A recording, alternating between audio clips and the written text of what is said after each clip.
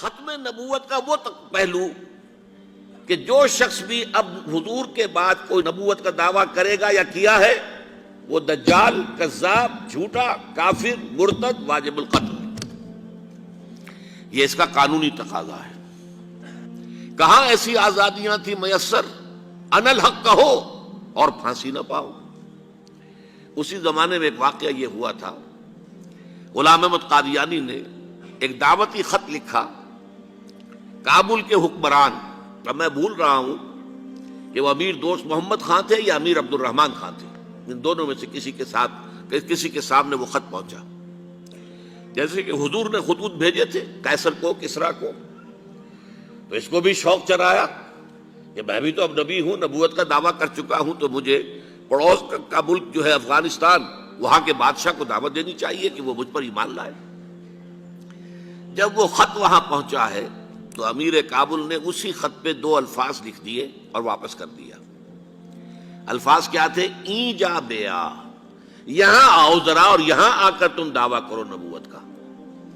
یہ تم انگریز کی چھتری تلے بیٹھے ہوئے دعوے کر رہے ہو، انگریز کے سائے تلے جو ہے، اور انگریز جو ہے تمہیں سپورٹ کر رہا ہے، تم نے جہاد کو جو ہے ختم کر دیا، دین کے لیے حرام ہے اب دوستو قتال، حرمت ہے قتال۔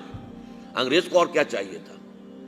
گلیڈسٹن نے، جبکہ وہ وزیر اعظم تھا برطانیہ کا، اس نے کہا تھا اپنی پارلیمنٹ میں قرآن کو لہرا کر، جب تک یہ کتاب دنیا میں موجود ہے امن قائم نہیں ہو سکتا۔ یہ تو جہاد اور قتال کی بات کرتی ہے۔ ہم پر اللہ کا بڑا کرم ہوا تھا، اس میں کوئی شک نہیں۔ اس ملک میں 1974 میں جو فیصلہ ہوا قادیانیوں کے غیر مسلم اقلیت قرار پانے کا، وہ واقعہ یہ ہے کہ بہت ہی مبارک فیصلہ تھا۔ اس کے لیے تحریک جو اٹھی وہ بھی بہت ہی عمدہ تھی، بہت پرامن تھی، بہت منظم تھی۔ مولانا سید محمد یوسف بن نوری رحمۃ اللہ علیہ اس کے قائد تھے۔ کوئی سیاسی لیڈر جو ہے اس میں نمایاں نہیں تھا، خالص دینی تحریک تھی۔ پھر اس وقت ہمارے ہاں حکمران ذوالفقار علی بھٹو، حالانکہ خالص سیکولر ذہن کا آدمی، اور قادیانیوں نے اسے سپورٹ کیا تھا 1970 کے الیکشن میں۔ قادیانی سمجھتے تھے وہ تو ہمارا اپنا آدمی ہے، لیکن اللہ تعالیٰ نے اس کے ہاتھوں، لیکن بہترین طریقے سے، جس پر اعتراض کیا ہی نہیں جا سکتا، پارلیمنٹ کے ذریعے سے فیصلہ کرا۔ کوئی آرڈیننس نہیں تھا، کوئی حکم جو ہے، فرمان جو ہے وہ ایشو نہیں ہوا تھا، پارلیمنٹ کے ذریعے سے۔ اور پارلیمنٹ کی ایک کمیٹی بنائی گئی جس میں کہ موقع دیا گیا کہ قادیانیوں کے سربراہ بھی آ جائیں، لاہوریوں کے سربراہ بھی آ جائیں۔ یہ دونوں سیکٹ جو ہیں قادیانیت کے، پہلے قادیانی تھے، اب وہ ربوائی ہیں، ربوے والے ہیں۔ لاہوری جیسے پہلے لاہوری تھے، آج بھی لاہوری ہیں۔ ان دونوں کے سرکردہ لوگوں نے آ کر وہاں پر اس کمیٹی کے سامنے پیش ہو کر بیانات دیے اور کہا، کھل کر کہا۔